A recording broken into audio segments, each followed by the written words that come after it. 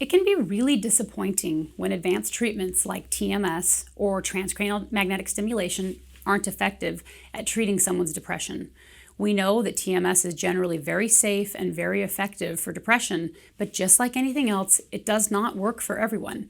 Coming up, I will talk about what to do next if TMS treatment isn't effective.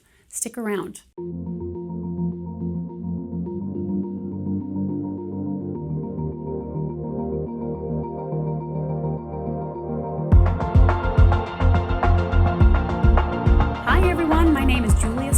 I'm a psychiatric nurse practitioner in Vancouver, Washington, and this is Real Talk Mental Health in Vancouver, Washington, where we talk about mental health treatment from the provider's perspective. That's me. If that sounds interesting to you, click the subscribe button and the little bell, which will notify you when we release new videos and new content.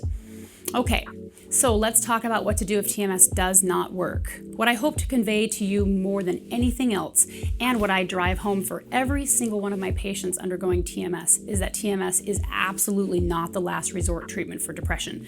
In fact, we should consider it the first option, the first stop among other treatment-resistant options.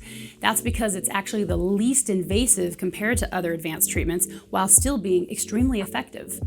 Unfortunately, in our current healthcare system, TMS continues to be offered later than it should be for a variety of reasons.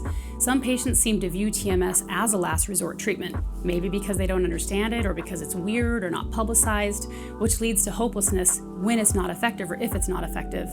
And sometimes TMS is treated that way by healthcare providers too. In my practice, I sometimes see people for TMS after they've tried 10 to 20 antidepressants and enduring decades of depression. That just shouldn't be the case, and it's totally unacceptable and unnecessary.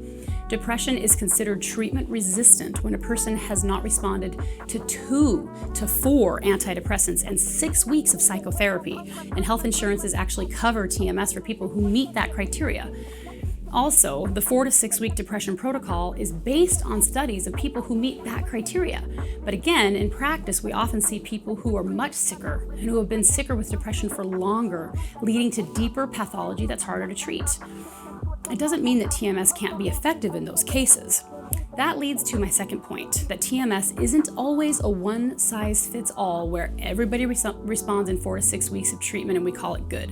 This is especially true for the folks who have experienced long-term severe depression.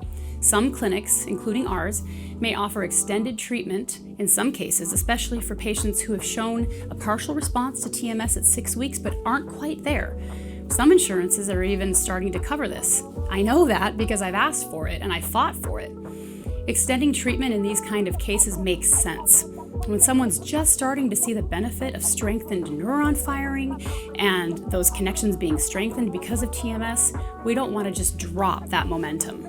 In other cases, for example, people experience awesome results, but it's short-lasting, maybe a couple weeks or a couple months. Again, this could be a result that one size doesn't fit all, and the normal protocol is just not working for that person. We've found in our practice and in talking with TMS scientists that sometimes when a person responds within 2 to 4 weeks, somewhat rapidly, the ongoing consecutive treatments for 6 weeks might not be necessary. Sometimes offering an extended taper, say 1 to 2 treatments per week for 3 to 4 weeks, might help ensure more sustainable results. To be very clear, this is just an example, works for some people, and further research, especially randomized controlled trials, is needed to better define specific recommendations about possible variations on the standard 4 to 6 week treatment protocol. Also remember that though sometimes TMS benefits are permanent, many people need to repeat the course at least once after about 6 to 12 months from their first course to continue positive results. We've even had a couple patients who do amazingly well with ongoing booster treatments. For example, one treatment every 2 to 4 weeks or 2 weeks of treatment every couple months.